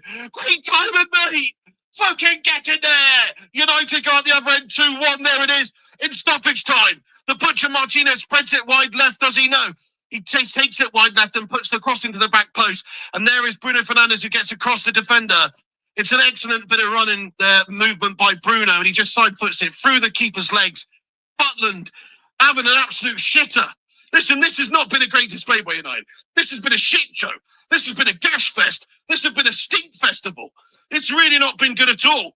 But we're 2-1 here, guys, and we kept it going to the end. Kept it going to the end. That's a nice move, that Martinez. Great ball. Excellent finish by Bruno through the keeper's legs. It's lovely. There is the final whistle. Manchester United win 2-1. A great clutch win at the end, like you just said there. I mean, Flying Pig United. Never change, mate. I fucking love you. It's just amazing. Right, let's get back to the chat.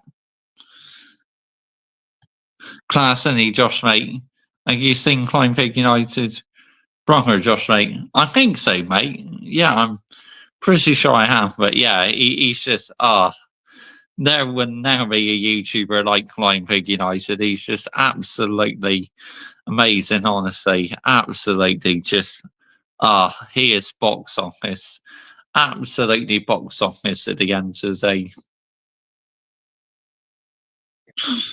I just love his funny sayings, and he never fails to impress me. Flying Pig United, he's just legendary. What a legend, honestly. Absolute legend as a player. Wow. Content creator, sorry. That's what I meant to say. Legend's a good content creator. Who should we listen to next? Let's listen to Alice Talks Football, shall we? Yeah, let's have a listen to her. Videos, here we go. We need to talk about Garnacho. We need to talk about Collier and Garnacho farewell. Question mark. Yeah, let's just listen to Alice, then we'll listen to Ruben Amorim's press conference reaction, I think. Manchester United 2, Rangers 1. We're going to break down what we learned from that game, talking about Garnacho, Bruno, Toby Collier, the game as a whole. And first things first, we could have won that game 5-1. We should have scored about 3 more goals in that game. Garnacho hit the post, he should have scored. Maguire should have scored one of his chances. Bruno could have scored earlier on. And to be fair, Ahmad, had that good chance dinked into him from Bruno. And I think that quality that we had over Rangers in players like Ahmad and Bruno that just have that little bit of extra quality got us over the line in the end. But once again, wasteful in the attacking third. And if we'd have drawn that game 1-1, I would have felt sorry for Amorim because that would have been the players letting him down. That second half, first half bang average, but that second half was a good performance from Manchester United. It was probably a 4-1 win on paper. 2-1 will do Rangers nicely. But we were dominant in that second half. But yet again, wasteful and little player mistakes could have let us down today. But luckily it didn't, so we can be positive. Rangers had 3 big chances to our 4, but watching the game in my eyes, it was about 5-2. Our XG was much higher, and that tells you everything you need to know. Maguire could have scored. Garnacho could have scored. Bruno arguably could have scored. And as I said, we could have scored. We could have been 4-0 up, but instead it went to 1-1. But luckily Bruno saved us and bailed us out, eh? Because I will say this now, Bruno Fernandes is an elite level player. Some fans don't like him, some fans want him gone. He may be frustrating, but Bruno Fernandes could pretty much start in any team in the world. He could play for a much better team than Manchester United. If he played for a much better team than Manchester United, he'd be getting the appreciation he deserves. Because if you do not think Bruno Fernandes is a top level player, this sport isn't for you. He can be frustrating. Sometimes maybe Manchester United system, as we moved away from Oli, maybe under Ten Hag, he wasn't the ideal player for Ten Hag system. Maybe he's not the ideal player for Amorim's system, but he's an elite level player and he was captain's performance today. Rangers, to be fair to them, the goal was absolutely brilliant. You're real good than that. Maybe Maguire could do better, but we deserved that win. And Amorim was right when he said worst group of players ever. Because that group of players could have won that game 4-0 and they almost lost it. Now, I wrote that at the time of us being 1-1 in a very dramatic reaction. So we won the game 2-1, so we can cancel that out. But as Robbo said at the time of it being 1-1, just under 70% possession with decent heights, that's field tilt and should be very easily 4-5-0 up tonight, including one baffling disallowed goal. That disallowed goal, one of the worst decisions I've seen. How soft was it? The push on Maguire for Rangers goal was more of a push than the Euro push, which got the goal disallowed. That's VAR against United. Arsenal claim that VAR is against them. Liverpool say the title race, VAR will screw them over. No, VAR has screwed Man United over a lot more than it screwed Arsenal over this season. But Arsenal just look for excuses because Arteta blaming the ball when Arsenal dropped points. If we dropped points at home, I would have been fuming. 100%. We didn't. A lot of this was that would not have been sustainable, would it, Alice? You scored 1. You could argue 2. Maguire at least 1. You could argue 2. Ugarte, Bruno. We had opportunities. If we'd have drawn 1-1, that would have been on the players. But these are my notes. First of all, we need a proper left wing back. Dalot is a good player, but he's not suited to left wing back. I thought Dalot looked better at right centre back. For me, Dalot is never going to be a left wing back. He's a good player with good technical ability, good athletic ability. I think he's a back 4-back player, let's be honest. And I think in times today we played a bit of a 4-4-2 and Yoro was more of a right back. So putting Dalot there made sense, but never going to be a left wing back. Look at the space and opportunities Dalot gets. Get a proper attacking left wing back in there. Get Miros Kerkers in there, different set levels. Rashford should be benched over Anthony. We were desperate for end product today. Too many rash shots, but towards the end of the game we took control. Anthony's leaving, he's going to Real Betis. Rashford is training, we don't know if Rashford's leaving or not. I know Ruben Amorim doesn't like Rashford, and Rashford's going to have to go, and we're going to have to hope he goes to Barcelona, okay? Yeah. I'm saying that. But right now, who would you rather take off the bench, Anthony or Rashford? Rashford, because I guarantee you Rashford scored. If Rashford had one of the chances Garnacho today, he scores that, without a doubt. And at the end of the day, Rashford is in the stadium, he's in training, he's come out and said he wants to leave, fair enough. Amorim's dropped him. Amorim wants him gone. And if he's not gone, that's a disgrace for Minios. That's a disgrace for Minios. Yep. But if he's not leaving, play him over Anthony, put him on the bench, because we could have used him today. I will say that for a fact, and people get annoyed at me for saying that. VAR decision on De Ligt goal was shocking. One of the worst I've seen this season. So soft. Is this a non-contact sport? Players are still struggling to adapt to the system, leaving us very average, apart from Ahmad and Bruno, who show the real quality. Ahmad versus Southampton, Bruno today showing that quality. There's a lack of efficiency in the final third. There's a wastefulness. And we should have been 1-0 up before half-time anyway. First half was pretty meh. It wasn't awful. It was average. We're not good, we're average. That's how I describe it. I thought Garnacho was electric today. I think he's a bit rash in front of goal because I think he's lacking confidence and really trying to prove a point. And I think there's a mentality thing with Garnacho. But I thought he was bright today. I thought he was electric today. I thought he was playing like a player who wants to be here today. I don't think he's ideal for Amron's system, but I still think he can adapt and learn. And some of it comes down to decision making. If we let him go to Chelsea on the cheap, I'd be fuming. Amad, Bruno, and Xerxes thought was starting to develop some understanding in the final third, that second half, in terms of movement and that, which I quite like. There was some clever play there. But Xerxes had the graveyard shift, the absolute graveyard shift today. Doesn't matter who plays, they get the graveyard shift. I think Xerxes is playing just because he can hold up the ball better than Højlund. But our build-up from the back isn't good enough. We're going to need to bring in wide centre-backs. Build-up from the back isn't good enough. Collier brought much-needed legs and energy, and the second half was better. But what a pass, by the way, from Licha. What a pass from Licha. What a goal from Bruno Fernandes. Now, I do want to talk about Toby Collier in a minute, but I'm actually going to show you what I tweeted on the game. It's just an extension of my notes that I just said here. This is what we learned from the game after the points. Very happy with Collier. As you can see, I think Amron will be happy with it. I think we need a left-footed left wing-back for sure. I think the team remains average overall, and I think we need signings. I think we need Cunha, and I think we need Dorgu. I would like Herkes, but Cunha and Dorgu, I'd be happy with that. Well done to Licha for that pass. Euro definitely looked a lot better today.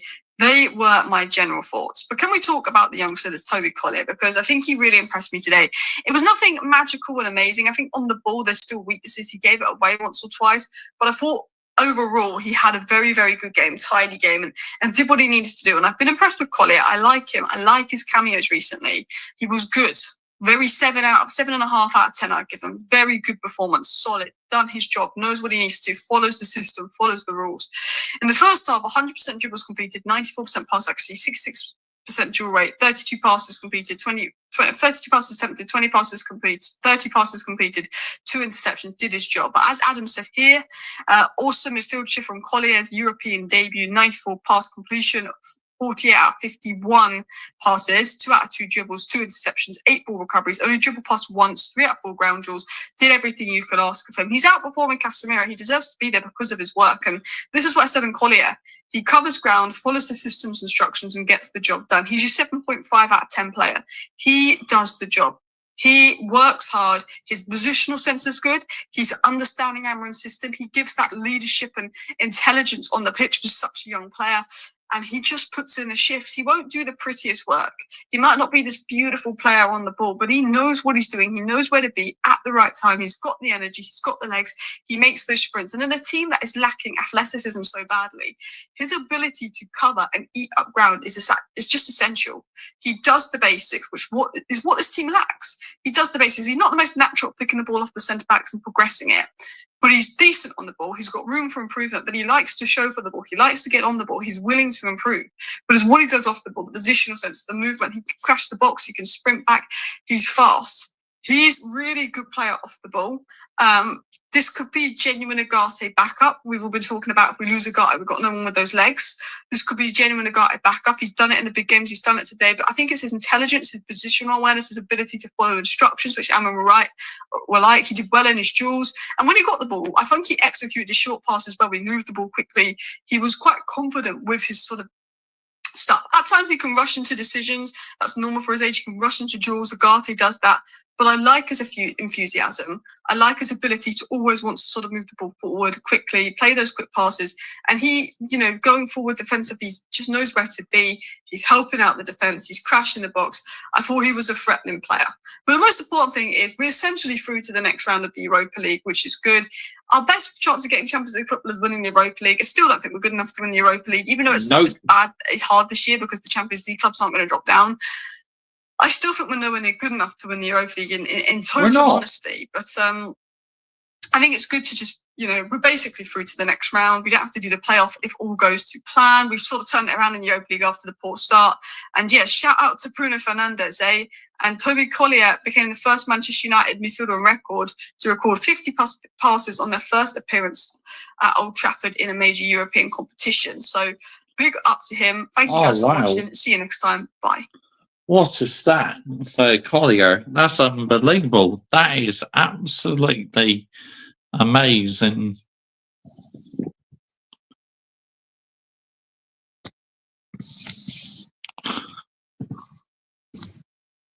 But yeah, that's mad. That's absolutely mad. Right, let's get on to Ruben Amorim's press conference reaction now, shall we? Let's listen to what he's had to say about the game post-match interview.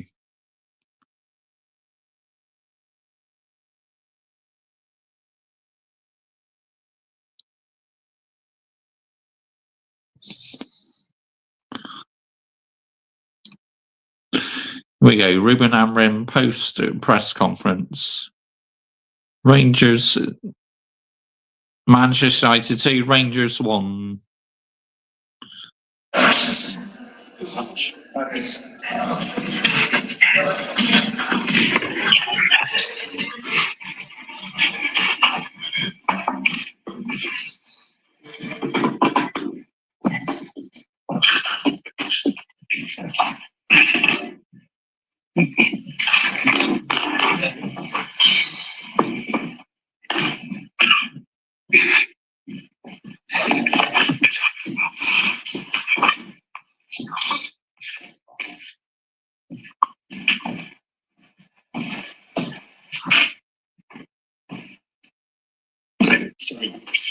Congratulations on the win. What do you make of that when you go from one emotion to another emotion so drastically at the end? Yes, it's hard to deal. We didn't deserve it. That draw at the moment, and then I think it was fair for us to win a game that we already knew was tough. In this moment, we start well. I think on the balance of play, you could say we deserved the 3 points. We're just very wasteful. Nowhere near sustainable.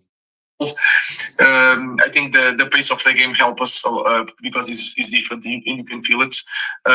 We try to do things. We were better with the ball. Sometimes we controlled well in the beginning, and then we lost the control for 7 minutes because of some bad passes and some transitions. But then I think we create the best chances to win the game, and I think we deserve to win. Alejandro Garnacho was one of United's most dangerous players. Obviously, there's been lots of reports about interest from Napoli, from Chelsea. Is there a possibility that United's last game on Trafford? No, I'm focused on the games, and this year this player for Manchester United was really important for us today. Let's see the next days. Alejandro, you talk about how hard he's been working in training. You can see on the pitch today how hard he was working. How close is he to getting back to his best, and how important is he to this team? I think he's improving in every aspect of the game. He was better today playing inside, also outside, changing positions. He's improving the recovering position. You can see it until 19 minutes. He's always there, recovering and helping. Sometimes showing some frustration in that is really good because he wants more. I think he has potential to be so much better in every situation of the game. So what I can say is that he understood what I was trying to do and was really clear. I just want to help them, and but in the end, it's them that do the job. When you had a golden slam in the first half, what did you make of that incident? Good start. Yeah, if it was Premier League, it will be different, but we have to accept that. The best thing is that we did it again in the second half. We are improving set pieces. Yeah, best not talk about it, otherwise, he'll only land himself in trouble. So yeah, he's doing the right thing there, keeping quiet. We have intensive course here in the Premier League with set pieces, and we can use it in Europe. Sometimes the rule is a little bit different. In Premier League, you can do a little bit more to score a goal, but it was in that aspect it was a good performance. That type of like defeat you suffered in Europe when you were Braga. Coach was against Rangers. Does that feel like about revenge for yourself there? It was a long time ago. It was really strange in that the two matches we were winning. The first one 2-0, and then Gerard and this team changed the things. No, I was not thinking about that. It was just a victory that we truly needed in this moment. So, given everything that you said over the last few days about your players, I understand what you mean about the window's open and you don't know what is going to happen. But would it help you to at least get a player or a couple of players who you have chosen rather than having to work with other managers' players? It's not other manager players, it's now they are my players. Then you know the situation of the club, and then we have to before doing anything we have to think what brought us to this moment and to this situation. So we have to be really clear on everything. So my focus is on the next game. I understand the question, but they are my players at the moment. Okay, we'll leave it there. We'll now take some questions to preview our Premier League game against Fulham on Sunday. So that's probably coming out tomorrow, isn't it? Or technically today, as it's now Friday, the press conference for the Fulham game. So, yeah. But my take on the game, absolutely shambolic. We got over the line, but it's nothing to get giddy about. That's all I can say about it. You know, I'm most certainly not getting giddy about it. That's why I didn't over celebrate the goal in the live watch on, because I thought it wasn't really worth it, to be honest. Let's see if there's any more comments in the chat. Nope, no more comments in the live chat. So let's see who's lying, who I like, shall we? Who's lying, who I like? Who is lying?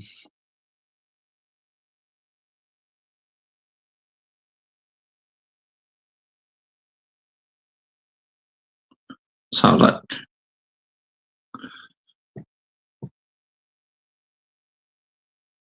Seeing anyone's lying who I actually like. Ads, here we go. Flawless, no, absolutely not. Is there anyone lying?